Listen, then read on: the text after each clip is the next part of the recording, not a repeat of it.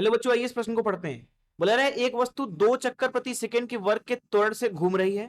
विरामावस्था से प्रारंभ कर 5वां चक्कर पूरा करने पर इसका कोणीय वेग हमें ज्ञात करना है। आइए इस प्रश्न की मुख्य अवधारणा की चर्चा करें। मुख्य अवधारणा अवधारणा देखिए, यहाँ पे कुछ सूत्रों के बारे में बात करते हैं। जिस तरीके से हमने रेखी गति में जो रेखी त्वरण है उसको लिखते हैं वेग परिवर्तन की दर, या फिर इसको ऐसे भी लिखा गया था v dv भागे dx, dx है विस्थापन।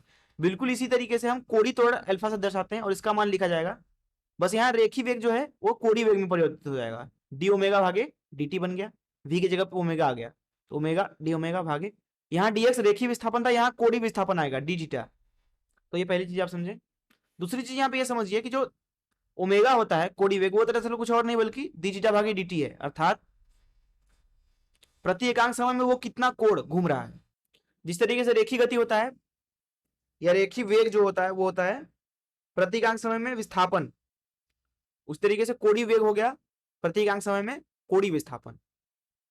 तो इस मुख्य चलिए प्रश्न को हल करते हैं। प्रश्न में दिया गया है एक वस्तु 2 चक्कर प्रति सेकंड के वर्ग के त्वरण से घूम रही है। तो अल्फा जो है वो दिया गया है 2 चक्कर प्रति सेकंड का वर्ग। बोला विरामावस्था से प्रारंभ, मतलब ये कि t बराबर 0 पे उसका जो कोणीय वेग है वो 0 रहा होगा। और फिर बोला जा रहा है कि 5वां चक्कर पूरा करने पर इसका कोणीय वेग पता करना है। हमें कोणीय वेग पता करना है जब ये 5 चक्कर पूरा कर ले अपना। 5 चक्कर पूरा करने का मतलब क्या है कि इसने कोण कितना विस्थापन किया होगा, कोणीय विस्थापन इसका कितना रहा होगा 5 चक्कर। एक चक्कर में कितने कोण होते हैं 2 पाई, तो 5 गुणे 2 पाई इतना कोणीय विस्थापन वो करेगा 5 चक्कर में। अब देखिए अल्फा का सूत्र इस्तेमाल करते हैं ओमेगा डी ओमेगा भागे डी थीटा। तो यहां से मिलेगा आपको ओमेगा की घात 2 भागे 2, या फिर इसको पूरा हल कर लेते हैं। यहां से बोल सकते हैं ओमेगा डी ओमेगा बराबर अल्फा डी थीटा। दोनों तरफ का हम समाकलन कर देते हैं इस तरीके से।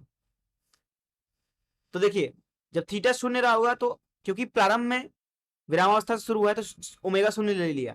जब थीटा जो है वो कितना हो गया 10 पाई, तो उस अवस्था में हमें ओमेगा निकालना है। तो यहां से ओमेगा की घात 2 भागे 2 ये मिल रहा है आपको अल्फा गुणे 10 पाई। अब देखो जो ये अल्फा ये है ये हमें रखना है रेडियन प्रति सेकंड के वर्ग में। 2 चक्कर प्रति सेकंड का वर्ग को आप लिख सकते हो 2 गुणे एक चक्कर में कितने कोण 2 पाई, तो 2 गुणे 2 पाई रेडियन प्रति सेकंड का वर्ग। इसको यहां पे डाल दीजिए तो ओमेगा मिल जाएगा। ओमेगा का वर्ग आपको कितना मिल रहा है 20 पाई गुणे अल्फा मतलब 4 पाई, तो ये मिल रहा है आपको 20 चौका 80 पाई का वर्ग। तो यहां से ओमेगा का मान मिल रहा है आपको वर्गमूल में 80 पाई रेडियन प्रति सेकंड। यही हो जाएगा इस प्रश्न का उत्तर। मैं आशा करता हूं कि आपको इस प्रश्न का हल जरूर समझ में आया होगा। धन्यवाद।